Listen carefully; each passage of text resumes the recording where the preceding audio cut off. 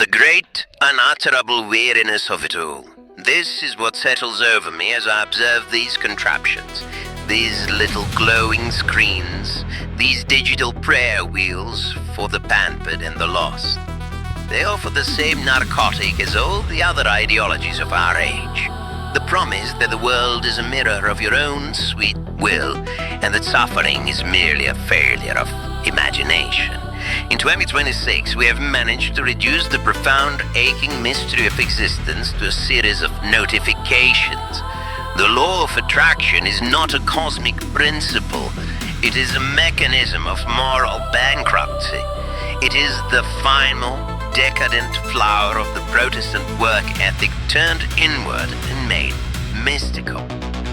You work only to feel the right frequency, and if you fail, it is not the indifference of the universe that is to blame, but your own insufficiently vibrating soul. One sees this everywhere in the wellness industry, this quiet, insidious cruelty.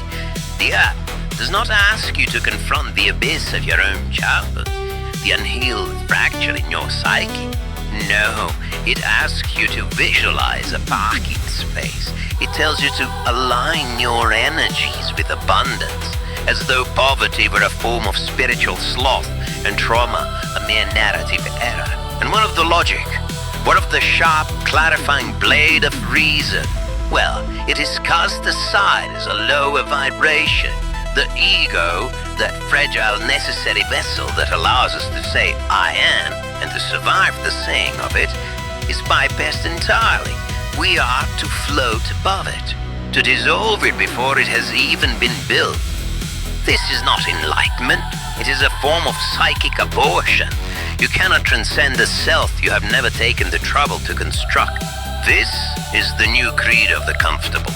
It is the victimization of the privileged, dressed in saffron robes.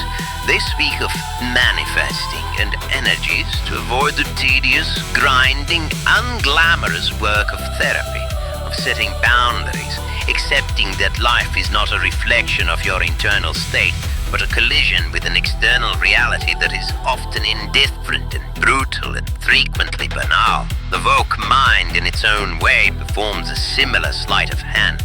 It reduces all human interaction to a calculus of power and oppression, a grand taxonomy of victim and victor.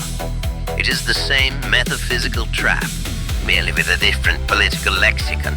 Both systems offer the same escape, the abdication of individual agency in favor of a cosmic or social narrative. One says it is your energy, the other says it is the system. Both absolve you of the terrifying, lonely responsibility of simply being the person among other persons, making choices and making errors and bearing the weight of your own imperfect life. I'm weary of this. Weary of the soft-focused tyranny of the mystic and the puritanical fury of the activist. I'm weary of the erasure of the ordinary, the mundane and logical. To be human is to be limited. It is to be finite and to fail. These apps and their philosophies are a rebellion against that finitude, a refusal to accept the gravity of our own existence.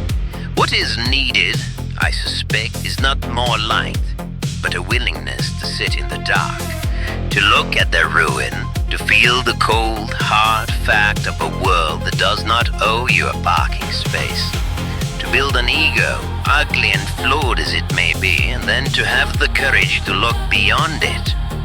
Not by dissolving it into a digital mantra, but by walking through the well with your eyes open, seeing the ash and walking on regardless.